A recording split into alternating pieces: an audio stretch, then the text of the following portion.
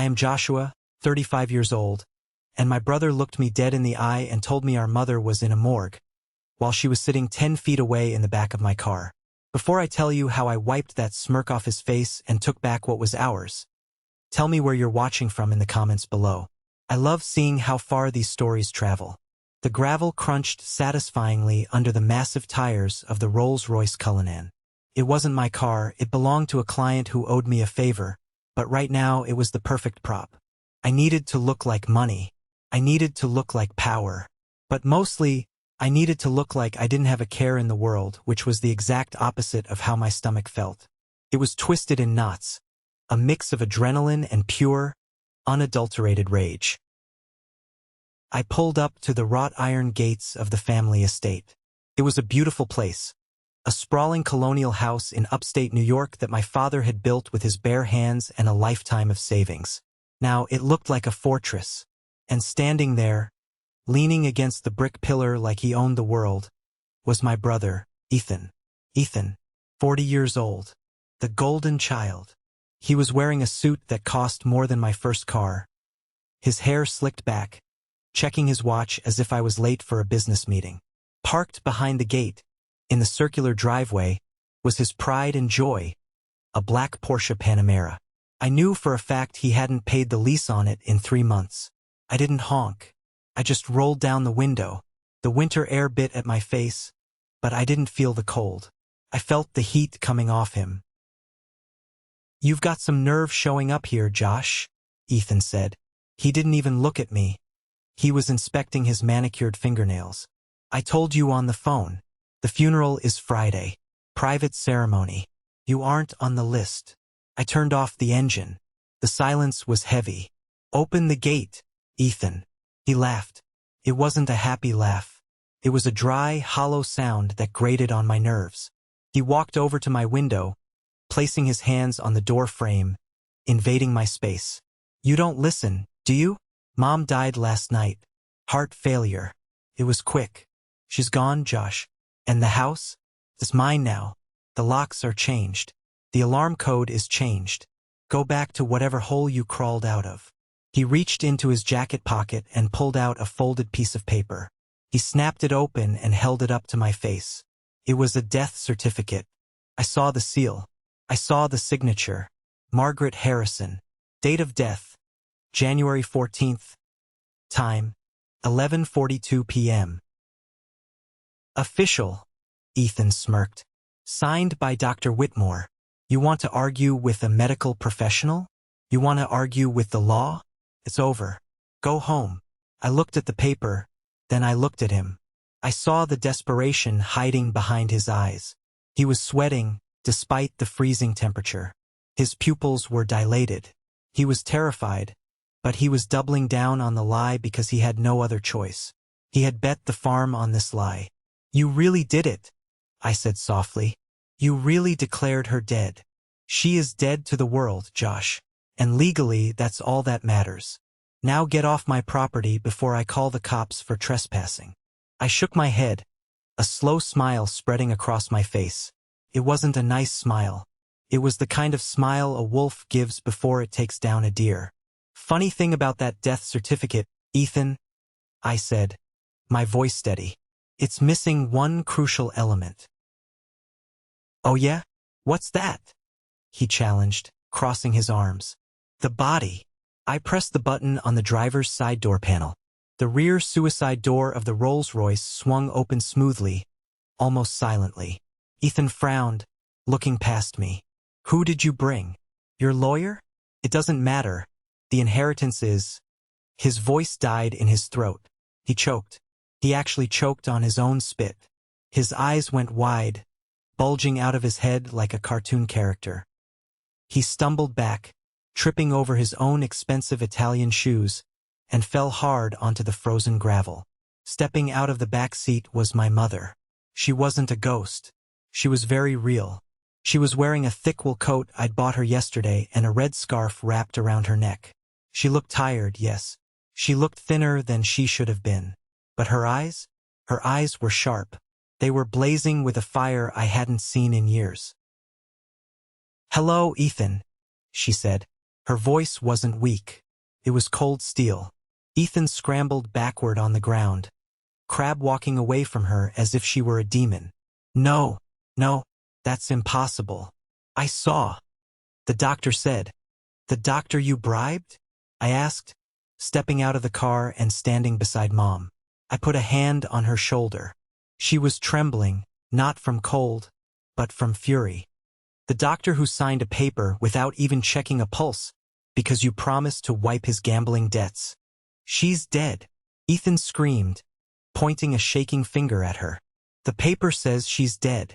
You're a hallucination. I am your mother, she shouted back, her voice echoing off the stone walls of the house she had lived in for 50 years. I changed your diapers. I paid for your college. I bailed you out when you crashed your car. And you sell me out for a house? You bury me while I'm still breathing. Ethan's face went from pale to purple. He scrambled to his feet, looking frantically between the paper in his hand and the woman standing in front of him. His reality was shattering. But then I saw the shift. The panic turned into something uglier. Denial. He realized that if he admitted she was alive, he was going to prison. So he decided to commit to the lie. He slammed his hand on the keypad of the gate, engaging the electronic deadbolt.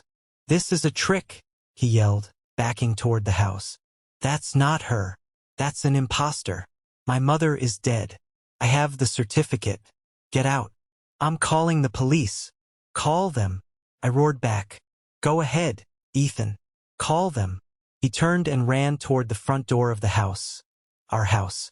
He fumbled with his keys, dropped them, picked them up, and practically fell through the door, slamming it shut behind him. We heard the heavy thud of the deadlock sliding home. I looked at Mom. A single tear traced a path down her cheek, cutting through the light makeup we had applied to make her look healthy. He locked us out, Joshua, she whispered. He locked me out of my own life. Not for long, Mom, I said, squeezing her shoulder. He thinks that piece of paper is his shield, but he just handed us the weapon we need to destroy him. To understand why my brother was cowering inside our childhood home while my mother stood shivering at the gate, we have to go back 48 hours. I was in Chicago working on a landscape architecture project that was supposed to be my big break. I had put my career on hold for years to care for Dad before he passed, and this was my chance to get back in the game. I hadn't spoken to Ethan in 6 months. We didn't get along. He was the success story, the real estate mogul with the trophy wife, Sarah, and the flashy lifestyle. I was just the younger brother who played with dirt. My phone rang at 2 a.m. on a Tuesday. It was an unknown number. Usually, I ignore those, but something in my gut told me to pick up. Is this Joshua Harrison? A woman's voice, whispering, terrified. Yes. Who is this? My name is Betty. I shouldn't be calling. If they catch me, I'll lose my job. Maybe my license. I sat up in bed, my heart hammering. What's wrong? Is it about my mother? Is she okay? Your brother, Mr. Ethan. He brought her here yesterday morning, to the Starlight Care Center in Queens. Starlight. I frowned. I knew the nursing homes in the area. Starlight wasn't a care center. It was a warehouse for the forgotten. It was a place where people went to die when their families ran out of money. Why would he take her there? She lives at home. She has a caregiver. He checked her in under a pseudonym, Betty whispered, her voice shaking. Jane Doe. He told the administration she has severe dementia, that she's aggressive. He authorized heavy sedation. But Mr. Harrison, I checked on her tonight when the supervisor was on break. She's not crazy. She's groggy from the drugs, but she knows who she is. She keeps asking for Joshua. My blood ran cold. Is she safe? For now. But I heard him talking to Dr. Whitmore in the hallway. They were talking about making it official by Thursday. They mentioned an insurance policy and a title transfer. Mr. Harrison, I think they're going to let her die. Or worse. I didn't pack a bag. I grabbed my wallet, my keys, and ran out the door. I drove like a maniac to O'Hare Airport and bought the first ticket to New York. The flight took 2 hours, but it felt like 10 years. Every minute, I imagined my mother, alone in a dark room, drugged and frightened, while her eldest son plotted her murder for a payout. I landed at JFK at 6 a.m. and rented the biggest, fastest car available. I needed something intimidating.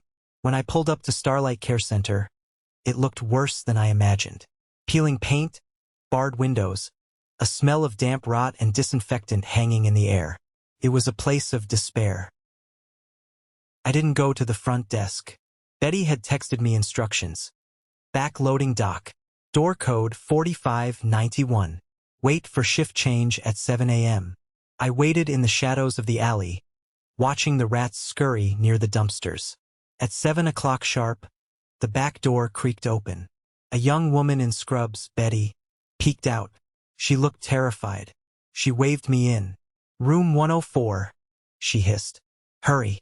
The day supervisor is a friend of your brother's. I sprinted down the hallway. The floor was sticky. Moans and coughs drifted from the open doors of other rooms. It was a nightmare. I found room 104 and pushed the door open. It was dark inside, smelling of stale urine and mold. On a thin mattress, curled into a fetal position, was my mother. Mom! I whispered, rushing to her side. She flinched, covering her face with her hands. No more needles. Please, Ethan, I'll sign the papers. Just stop. My heart broke into 1,000 pieces. Mom, it's me. It's Josh. She lowered her hands slowly. Her eyes were sunken, dark circles bruising the skin beneath them. Her lips were cracked. Josh? You're in Chicago. I'm here, Mom. I'm getting you out of here. I tried to help her up, but she was too weak. The sedatives were still in her system. I scooped her up in my arms. She felt so light, too light. She had lost weight just in the last few weeks. Hey! I spun around. A large man in a security uniform was standing in the doorway, blocking our exit. Where do you think you're going? That patient is restricted. Move, I growled.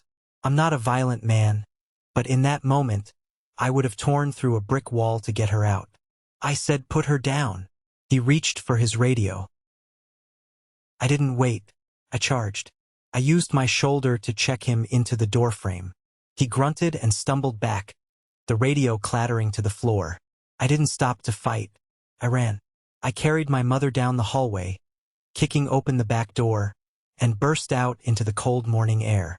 I gently placed her in the passenger seat of the rental car and buckled her in. As I ran to the driver's side, the back door of the facility flew open again. 2 more orderlies and a man in a white coat ran out. Stop that car! The man in the white coat yelled. That had to be the supervisor. I slammed the gas. The tires squealed, kicking up trash and slush as we fishtailed out of the alley and onto the main road. I didn't look back until we were 3 miles away. Am I dead? Mom asked softly, looking out the window at the passing city.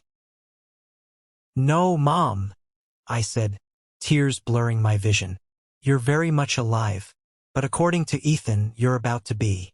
We spent the next day in a hotel room, hiding. I got food into her, water, helped her wash the smell of that place off her skin. As she regained her strength, she told me everything. How Ethan had come to her crying about debt. How he had asked for a loan against the house. How she had refused because it was the only thing she had left to leave to both of us. And how, the next day, Dr. Whitmore had come for a checkup and given her an injection that made the world go black. She wasn't suffering from dementia. She was suffering from betrayal. Back in the present, the police cruiser's lights flashed blue and red against the gray winter sky. Ethan had actually done it. He had called the cops on his own mother. 2 officers stepped out. One was older, tired-looking. The other was a rookie, hand resting nervously on his holster. Ethan came out of the house, waving the death certificate like a shield. Officer! Thank God! Ethan shouted, playing the victim perfectly. These people are trespassing. They're harassing me in my time of grief. My mother died last night. The older officer, Sergeant Miller, looked at Ethan, then at me, and finally at Mom, who was leaning against the Rolls-Royce, looking very much alive. "Sir," Sergeant Miller said to Ethan, "you say your mother is dead?" "Yes. Here." Ethan thrust the paper at him. "Cardiac arrest. It was tragic. And now this man brings some actress here to torment me? It's sick. It's psychological warfare." Miller took the paper. He read it. Then he looked at Mom. "Ma'am, can you identify yourself?" "I am Margaret Harrison," Mom said, her voice shaking with rage. "And that man is my son. And I am not dead." Miller looked confused. He walked over to us. "Do you have ID, ma'am?" This was the trap. "My purse is in the house," Mom said. "He took it. He has my driver's license, my passport, everything." "She's lying," Ethan yelled from the porch. "She's a crazy woman my brother hired. Ask the doctor." Dr. Whitmore signed the certificate. "Call him." Miller looked at me. "Sir, this is a valid death certificate. Filed with the county this morning. Technically, legally, Margaret Harrison is deceased." "Officer, use your eyes," I snapped. "She is standing right here. Fingerprint her. Check her dental records. Do whatever you have to do. We can't just fingerprint someone on the side of the road based on a domestic dispute," Miller said, rubbing his temples. "Look, this is a civil matter, or a very strange criminal one. But right now, Mr. Harrison here has the deed to the house and a legal document stating the owner is deceased. I can't force him to let you in." "You're kidding me," I said, incredulous. "You're going to leave an elderly woman on the street because of a piece of paper? I'm going to ask you to leave the premises and sort this out at the station or with a lawyer," Miller said firmly. "If you don't leave, I'll have to arrest you for trespassing." Ethan smirked from the porch. "Bye, Josh. Take your zombie back to the circus." I wanted to charge him. I wanted to smash through the gate. But I felt Mom's hand on my arm. "Let's go, Josh," she said quietly. "Mom, we can't." "He wants a fight," she said, her eyes fixed on Ethan. "He wants you arrested so you can't stop him. Don't give him what he wants. We have the truth. He only has lies." She was right. If I got arrested, Ethan would have time to sell the assets, move the money offshore, and disappear. I needed to be free to hunt him down. "Fine," I said to the officer. "We're leaving. But you better write in your report that you saw a dead woman walking and talking. Because when this blows up, I don't want you saying you didn't know." We got back in the car. As I reversed down the driveway, I saw Sarah, Ethan's wife, watching from an upstairs window. She wasn't smiling. She looked pale. She was holding a phone to her ear, pacing back and forth. "Where are we going?" Mom asked as we pulled onto the highway. "To the Four Seasons," I said. "We're going to get room service, a warm bath, and then I'm calling Vance." "Vance?" Mom smiled for the first time that day. "That shark." "Yeah. Dad always said you only hire Vance when you want to burn the enemy village to the ground." Well, Ethan just lit the match. We checked into the hotel. I made sure Mom was comfortable, ordered her favorite soup, and then I went into the adjoining room and set up my command center. I called Vance, my old college roommate, who was now one of the most vicious asset protection lawyers in the city. "Josh," Vance answered on the first ring. "I heard about your mom. I'm so sorry, man. I was just about to send flowers." "Save the money," I said. "She's eating tomato soup in the next room." There was a long silence on the line. "Okay, I'm listening." I explained everything. The nursing home, the fake certificate, the standoff at the gate. "Okay," Vance said, his voice shifting into professional gear. "Here's the play. Legally, she's dead until a judge overturns it. That takes time. Ethan knows that. He's banking on the bureaucracy being slower than his liquidation process." "Liquidation? Josh, nobody fakes a death just for a house they can inherit eventually. He needs cash now. Fast. He's going to try to sell the house, the jewelry, the stocks, everything before the system catches up. We need to find out why he's bleeding." "How?" "Follow the wife," Vance said. "Sarah. She's the weak link. Ethan is arrogant, but Sarah is practical. If the ship is sinking, she's already looking for a lifeboat.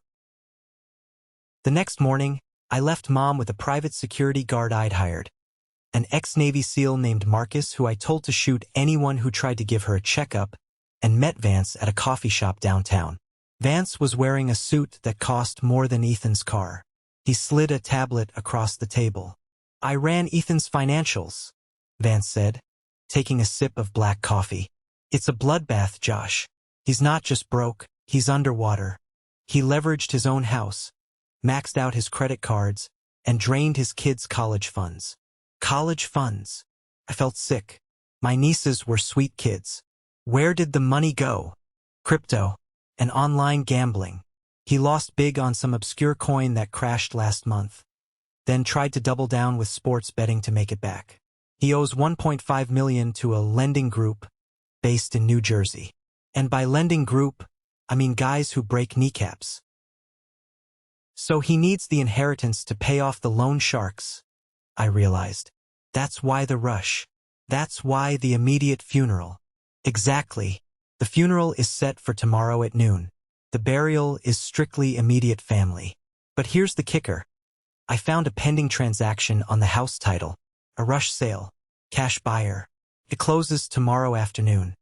He's selling a $3 million estate for $1.8 million just to move it fast. We have to stop him. We will. But first, we need leverage on the accomplices. Dr. Whitmore. I did some digging on him too. He's got a mistress and a nasty divorce pending. But more importantly, I found out where Sarah went this morning. Where? A high-end pawn shop on 47th Street. She pawned a diamond necklace. A big one. Vintage setting. My stomach dropped. That's Mom's anniversary necklace. Dad gave it to her for their 40th. It was in the safe at the house. Let's go get it back. We drove to the pawn shop. It was a sterile, secure place, not the dusty shops you see in movies. I walked in, slammed my hand on the counter, and demanded to see the manager. Vance did the talking. He threw around words like stolen property, RICO case, and accessory to fraud. The manager, a sweaty guy named Lou, folded in about 30 seconds. He brought out the necklace. Holding it in my hand, feeling the weight of my father's love for my mother being sold for quick cash, made me want to scream. "Sarah Harrison brought this in?" Vance asked. "Yeah." She was crying. Said she needed travel money. Said she was booking a flight to Paris for Sunday night. One way. "She's running," I said. "She knows Ethan is going down, and she's planning to take the cash and leave him to the sharks." "Perfect," Vance smiled. "We can use that." Next, we went to Dr. Whitmore's office. We didn't make an appointment. We walked right past the receptionist and into his examination room. He was a small man with nervous eyes. When he saw me, he dropped his clipboard. "You," he stammered. "Sit down, doctor," Vance said, closing the door and locking it. "We know about the gambling debts you share with Ethan. We know about the falsified death certificate. And we know you administered a paralytic agent, not a sedative, to Mrs. Harrison." I didn't mean to hurt her," Whitmore blubbered, sweat pouring down his face. "Ethan said it was temporary. He said he just needed her out of the way for a few days to get a signature. He threatened to tell my wife about your girlfriend in the city?" Vance finished. "Boring. Listen to me, doctor. You have two choices. Choice A, we go to the medical board and the police right now. You go to prison for attempted murder and fraud. Choice B, you come to the funeral tomorrow. You bring your conscience. And when the time is right, you tell the truth." Whitmore looked at us, shaking. "Ethan will kill me." "Ethan is a desperate man with a gambling addiction," I said, leaning in close. "But I'm a man who just came back from the dead to save his mother. Trust me, you should be more afraid of me." He nodded slowly. "I'll be there." That night, I went back to the hotel. Mom was watching TV, looking stronger. I showed her the necklace. She gasped, clutching it to her chest. "He sold it?" she asked, her voice trembling. "Sarah did. They're picking the bones, Mom. But tomorrow we feast. The funeral is at the house? She asked. Yes, in the grand parlor. He's invited everyone. The neighbors, the business partners, the distant cousins. He wants a big audience to validate the lie. He thinks if enough people see him crying, it becomes true. Mom stood up. She walked to the window and looked out at the city lights. I want to wear the red dress, she said firmly. The one you wore to Dad's retirement party? Yes, and I want my hair done. If I'm going to crash my own funeral, Joshua, I want to look like the Queen of the Damned. Friday, 11:45 a.m. The sky was gray and heavy with threatened snow. Cars were lining up along the driveway of the Harrison estate. Black Mercedes, Lincolns, a few Beamers. Ethan had really pulled out all the stops. I was parked a quarter-mile down the road in a black van with tinted windows. Inside were me, Mom, Vance, and a two-man camera crew I had hired to livestream the event. If Ethan wanted a show, I was going to give him a blockbuster. Mom looked incredible.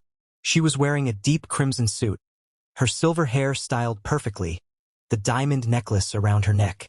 She didn't look frail anymore. She looked formidable. Are you ready? I asked, taking her hand. I'm ready to take out the trash, she said. God, I love this woman. We watched on a tablet linked to a hidden camera Vance had planted in the parlor earlier that morning. Bribing the caterer was surprisingly cheap. The room was packed. Lilies, Mom's least favorite flower, were everywhere. A closed casket stood at the front of the room. A casket. He had actually bought a casket. It's empty, Vance whispered, or filled with sandbags. Ethan was standing by the casket, dabbing his eyes with a handkerchief. He looked solemn, tragic. Sarah was beside him, looking pale and jittery, clutching her purse like it contained a bomb. The service began. A priest, someone I didn't recognize, probably hired, said a few generic words about a life well lived. Then, Ethan stepped up to the podium. Thank you all for coming. Ethan began, his voice cracking theatrically. My mother, Margaret, was the light of this home. Her passing was so sudden, so cruel. Just Tuesday, we were laughing together in the kitchen. Mom snorted in the van. I haven't laughed with him in 10 years. She was worried about the future. Ethan continued, warming up to his lie. She told me, Ethan, take care of the house. Take care of the family. I leave it all to you because I know you are the strong one. The audacity. He was putting words in the mouth of the woman he tried to kill. She explicitly told me she didn't want my brother, Joshua, involved. Ethan lied smoothly. She knew he had his own struggles. She wanted the estate to remain intact under my care. That was the signal. Let's go, I said to the driver. The van rolled up to the front door. We didn't knock.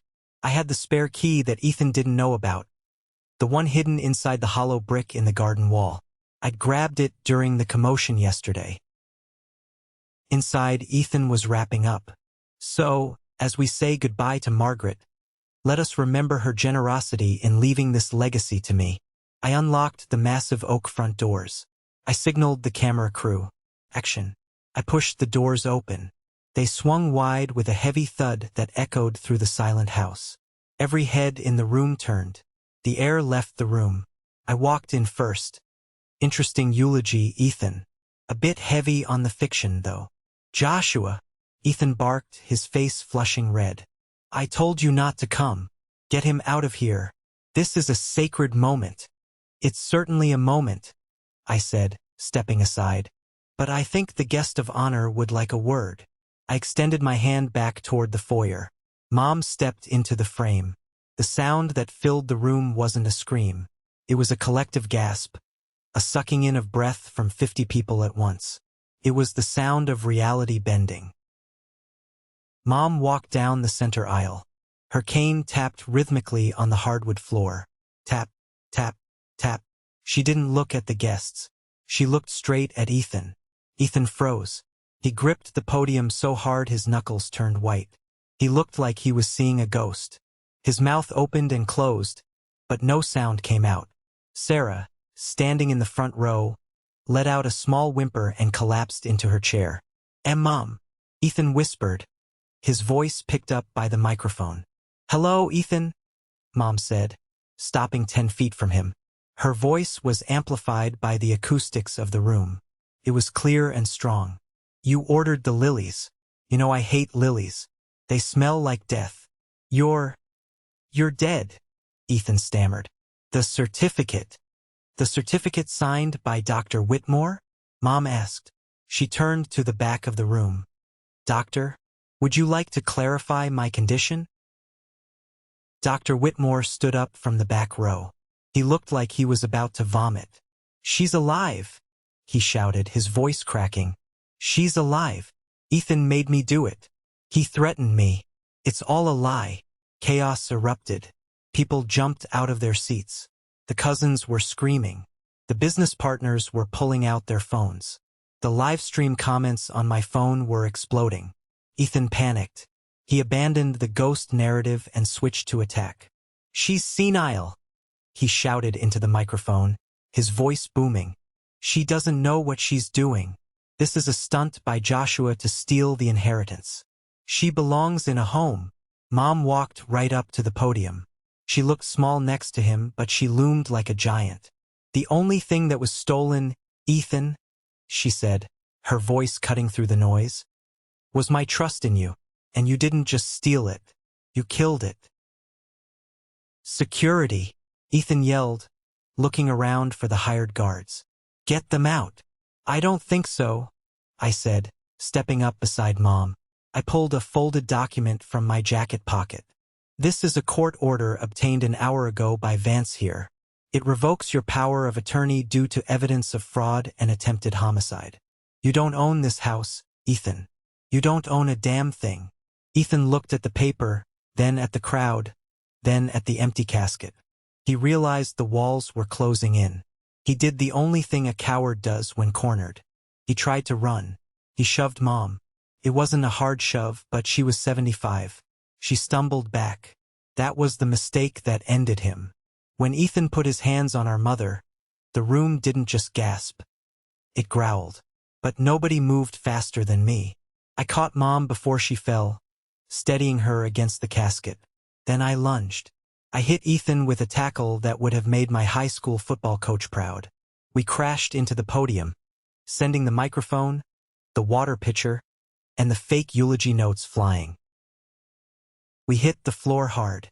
Ethan scrambled, throwing a wild punch that grazed my ear. I didn't punch back.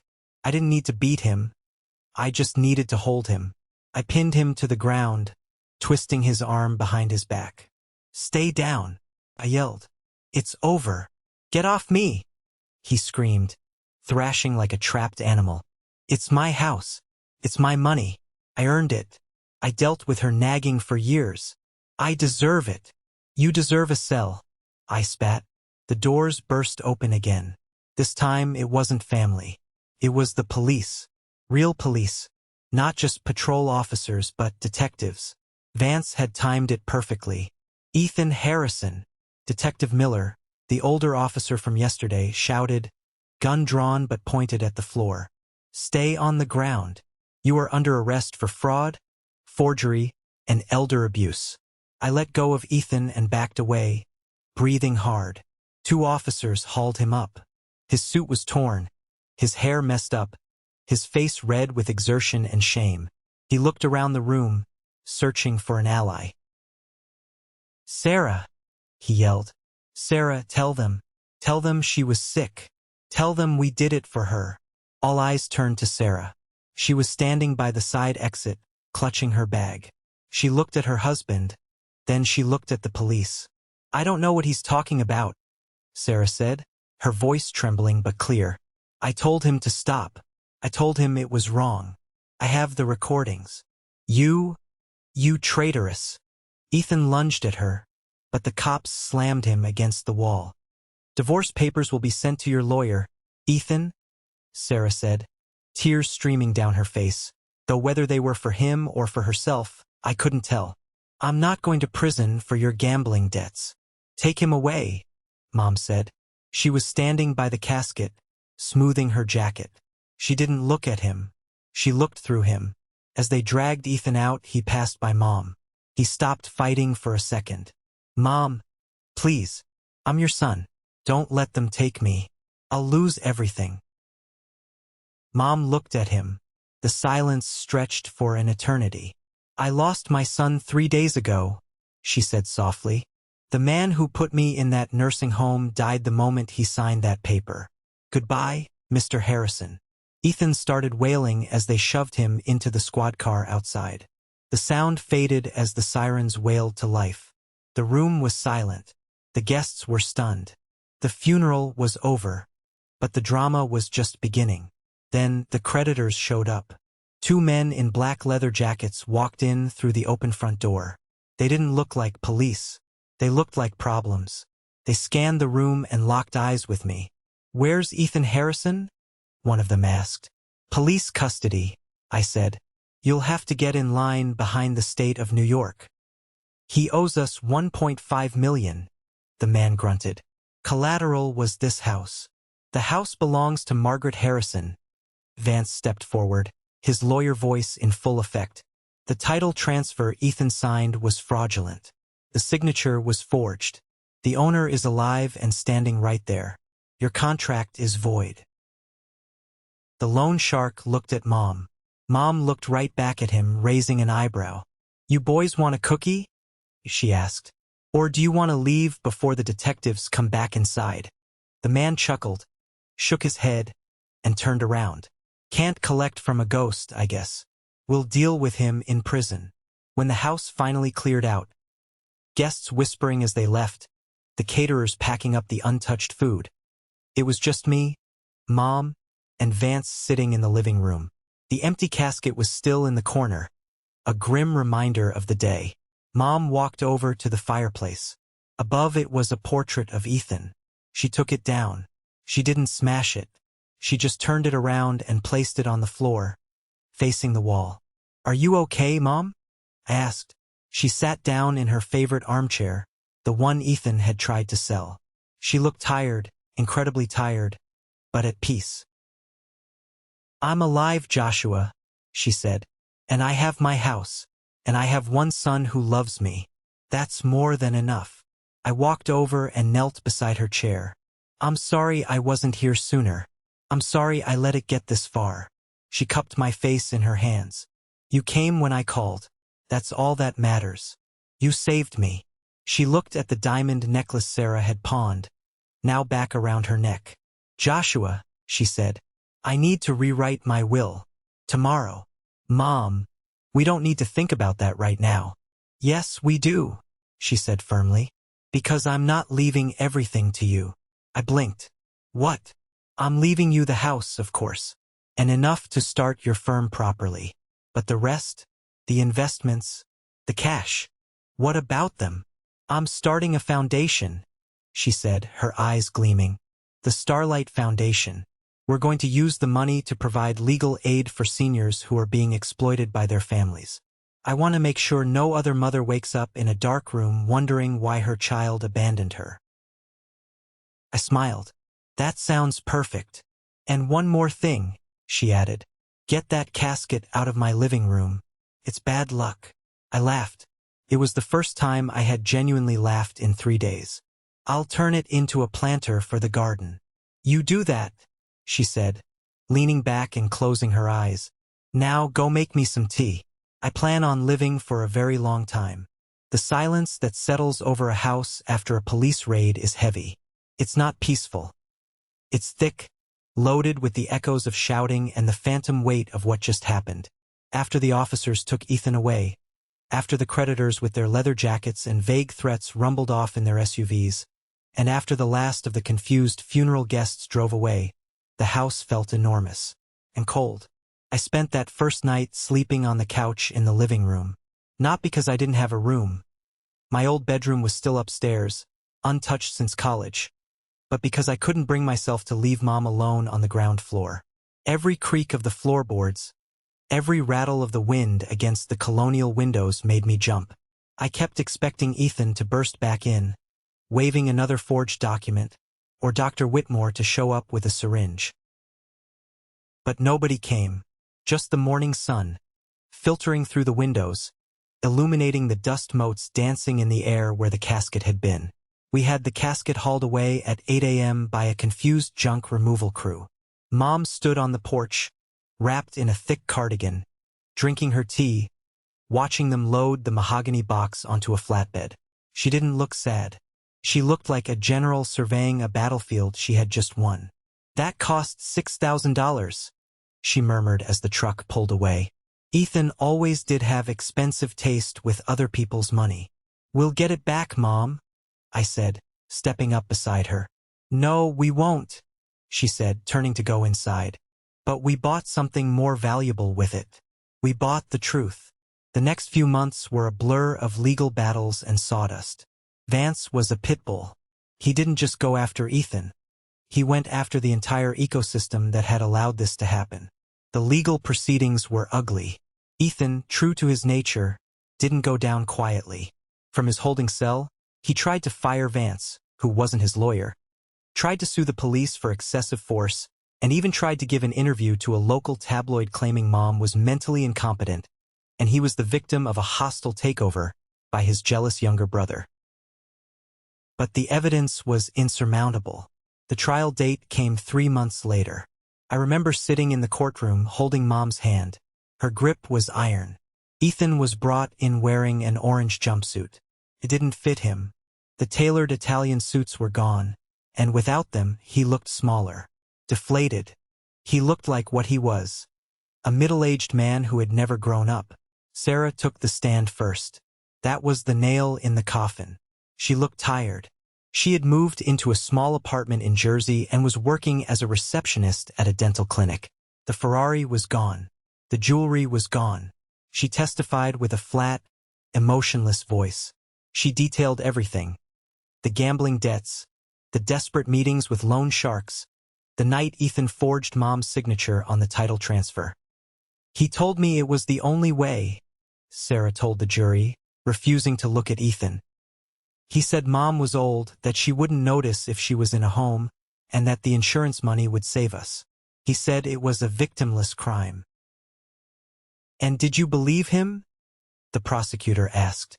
Sarah paused. She looked at Mom. "I wanted to believe him, because I liked the life we had. I'm sorry, Margaret. I'm so sorry." Mom didn't nod. She didn't smile. She just watched. When it was Dr. Whitmore's turn, he folded completely. He admitted to the falsified death certificate, the paralytic drugs, the bribes. He cried on the stand, talking about his own debts. It was pathetic. But the moment that stays with me wasn't the testimony. It was the sentencing. Ethan stood up to address the judge. I expected an apology. I expected him to beg for mercy.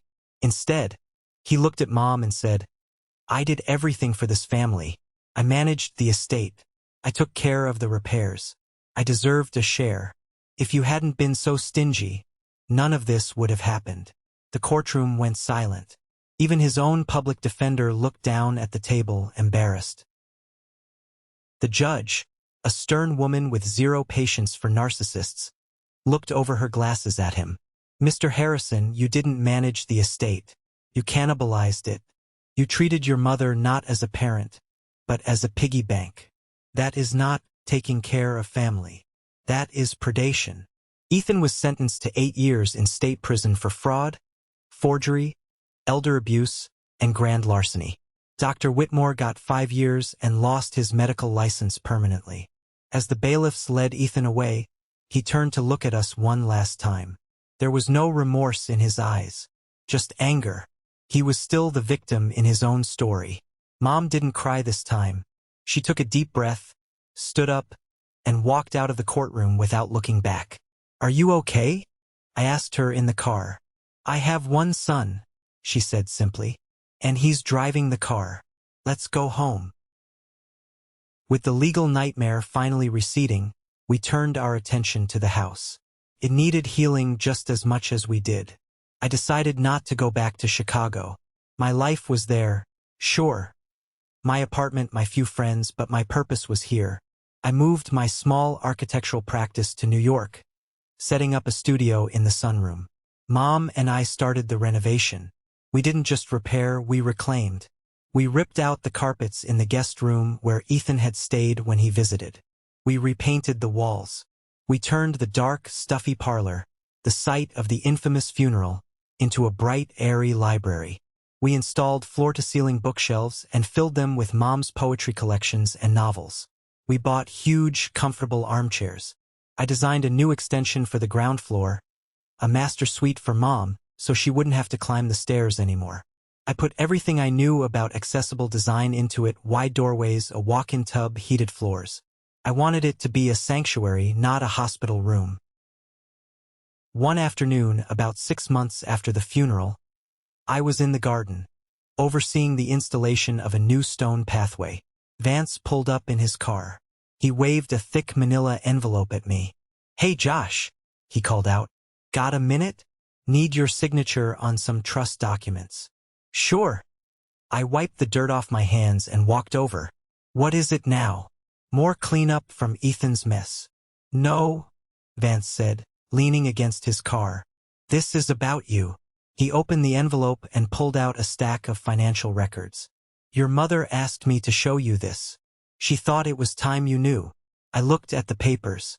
They were bank transfers. Old ones, dating back 10 years. "What is this?" I asked, squinting at the numbers. "You remember when you started your first firm in Chicago?" Vance asked. "You got that angel investor grant? The one that paid for your office space and your first 3 months of overhead?"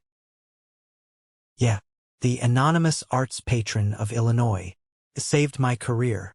Vance tapped the paper. "That was Margaret." I froze. I looked closer at the dates. "And here," Vance pointed to another line. "When you broke your leg and didn't have health insurance 5 years ago, the hospital bill was paid by a charitable donation. That was her." "And the scholarship during my master's program?" I asked, my voice barely a whisper. "Her again." I stared at the documents, my vision blurring. For years, I had thought I was the black sheep. I thought Mom was disappointed in me because I didn't pursue business like Ethan. I thought she was distant because I was struggling while Ethan was succeeding. "Why?" I asked Vance. "Why didn't she tell me? Why did she let me think I was doing it all alone?" "Because she wanted you to believe you could." Mom's voice came from the porch. I turned around. She was standing there, leaning on her cane, watching us. "If I had given you the money directly, Joshua," she said, walking slowly down the new stone path, "Ethan would have found out. He would have screamed about fairness. He would have demanded his share. And worse, you might have felt indebted or weak." "Mom," I choked out. "I saw you working hard," she said, reaching up to brush a smudge of dirt off my cheek. "I saw you choosing passion over profit. I was so proud of you, but I had to protect you from your brother's greed, and I had to let you build your own confidence. I wanted you to know that your success was yours, even if I helped clear the path a little." I dropped the papers and hugged her. I hugged her so hard I was afraid I might break her, but she hugged me back with that surprising strength she still possessed. "I thought you favored him," I whispered into her shoulder. "All these years, I thought you liked him better because he made money." "I never cared about the money, Josh," she said softly. "I cared about the character. Ethan had the bank account, but you had the heart. And in the end, the heart is the only thing that doesn't go bankrupt." That evening, we sat in the new library, surrounded by the smell of old books and fresh paint. The house didn't feel cold anymore. Felt like a fortress, yes, but a warm one. A fortress built on truth. "So," I said, pouring us both a cup of tea, "the house is secure. Ethan is in jail. The renovation is almost done. What's next for Margaret Harrison?" Mom took a sip of tea, her eyes twinkling over the rim of the cup. "Well," she said, "I have about $2 million that I was going to leave to Ethan. And since I'm not planning on dying anytime soon, I need to find a way to spend it." "A cruise," I suggested. "A villa in Tuscany? Boring." She waved a hand. "No, I want to make noise, Joshua. I want to make trouble." She set the cup down. I want to go after the others. The others. The other Ethans, she said, her expression hardening. The other Dr. Whitmores. Do you think I'm the only old woman who's been tricked into a nursing home? Do you think I'm the only mother whose child decided her life was worth less than her real estate? No, I said quietly. I know you're not.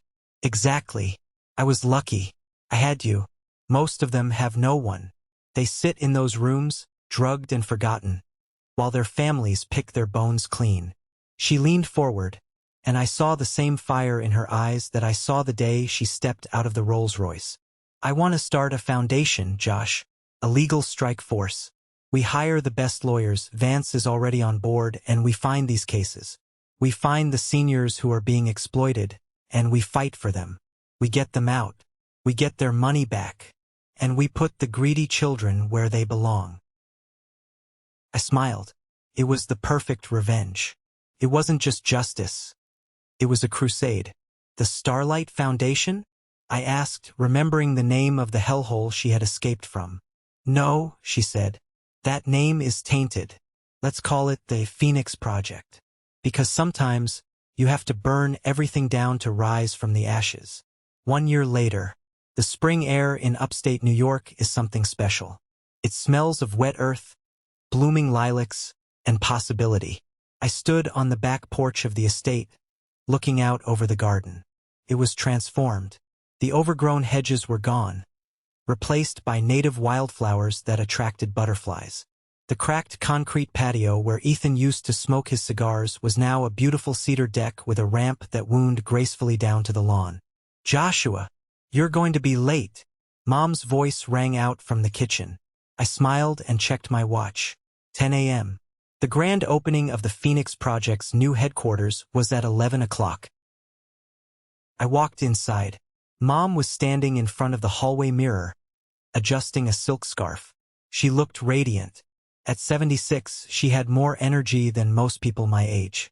The shadow of the nursing home had completely vanished from her face, replaced by a glow of purpose. I'm ready, Mom, I said. You look sharp, trying to intimidate the mayor. The mayor is a pussycat, she scoffed, grabbing her cane, which she used more for pointing at people than for walking these days. It's the press I'm worried about. I want to make sure they get the message right. This isn't charity. It's justice. We drove into the city in her new car. Not a Rolls-Royce this time, but a sensible, comfortable SUV that could haul boxes of legal files. The new office was in a renovated brick building downtown. I had designed the interior, of course. Open, accessible, full of light. No dark corners. No hidden rooms. When we arrived, the place was packed. Reporters, local politicians, donors. But the most important people were in the front row. There was Mrs. Higgins, a bewildered-looking 80-year-old woman clinging to a handbag. 3 months ago, her nephew had tried to sell her house while she was in the hospital for hip surgery. The Phoenix Project had intervened, blocked the sale, and secured her title. There was Mr. Henderson, a retired veteran whose daughter had drained his pension account. Vance's team had frozen the assets and recovered 80% of the funds. Mom walked up to the podium. She didn't need notes. Welcome, she said, her voice projecting to the back of the room. A year ago, I was dead. The room went silent. It was a hell of an opening line. My son, Ethan, decided I was dead because he needed my money. He erased my identity. He locked me away. And for 3 days, I ceased to exist. She looked around the room, making eye contact with the victims in the front row. We live in a society that tells us blood is thicker than water. We are told that family is everything, that we must forgive family, support family, and trust family above all else. But I am here to tell you that is a dangerous lie. I watched her from the side of the stage, feeling a lump in my throat. Family, she continued, is not defined by whose DNA you share. It is defined by who shows up when you are falling. It is defined by respect, by dignity. My son Ethan shares my blood, but he is a stranger to me. My son Joshua, and the people in this room who helped me, they are my family. She paused, her hand resting on the podium. The Phoenix Project is here to tell every senior citizen in this state. You are not a burden. You are not an asset to be liquidated. You are a person. And if your family forgets that, we will remind them.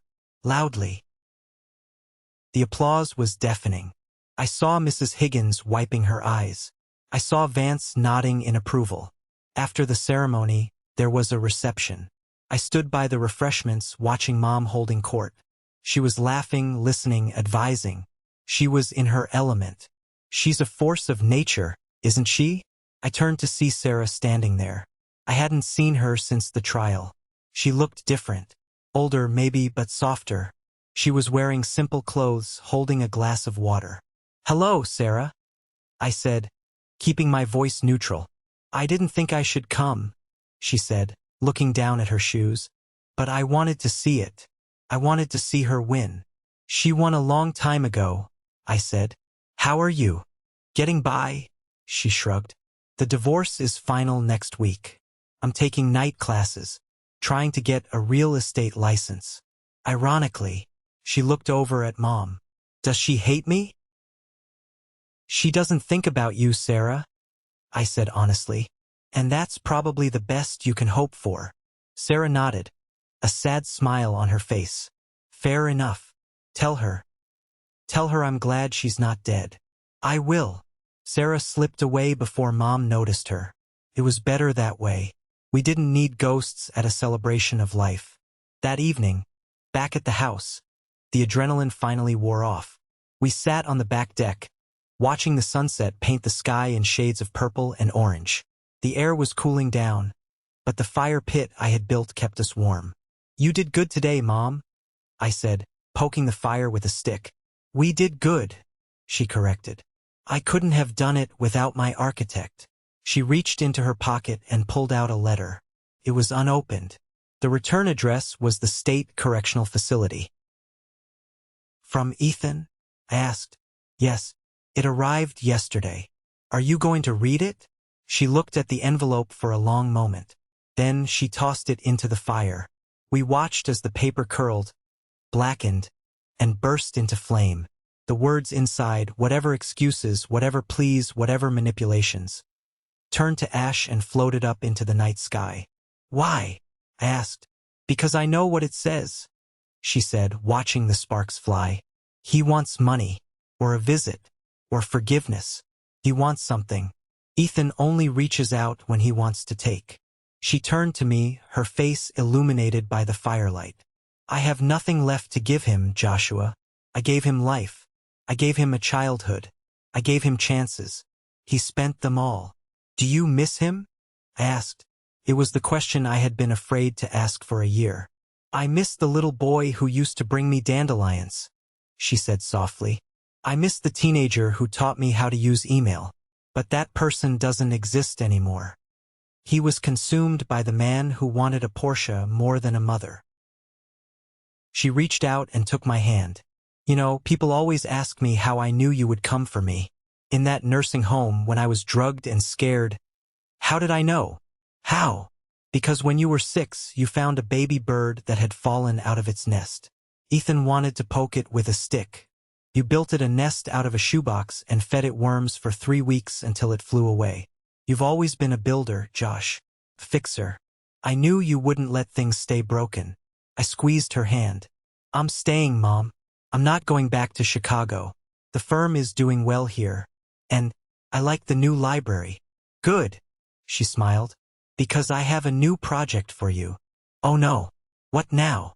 "The garage," she said mischievously. "It's full of Ethan's old junk. I want to turn it into a guest cottage. For when the Phoenix Project clients need a safe place to stay for a night or two." I laughed. "You never stop, do you?" "Not until I'm actually dead," she said. "And as we've established, that's going to take a hell of a lot more than a fake certificate and a locked gate." We sat there in the silence, listening to the crackle of the fire and the wind in the trees. The house behind us was solid. The future ahead of us was clear. My brother tried to bury his past to secure his future. Instead, he buried himself. And in doing so, he dug us up. He forced us to see what really mattered. He thought he was inheriting a fortune, but he ended up giving me the greatest inheritance of all. The chance to really know my mother, and the strength to stand beside her as she changed the world. And honestly, that's worth a lot more than a Porsche. This story isn't just a drama about a greedy brother. It's a wake-up call about the vulnerability of our aging parents and the legal tools that can be weaponized against them. It is essential for care, but in the wrong hands, it is a license to steal. Never grant it blindly. Demand oversight, require a second signature for large transactions, or appoint a professional fiduciary if family dynamics are tense.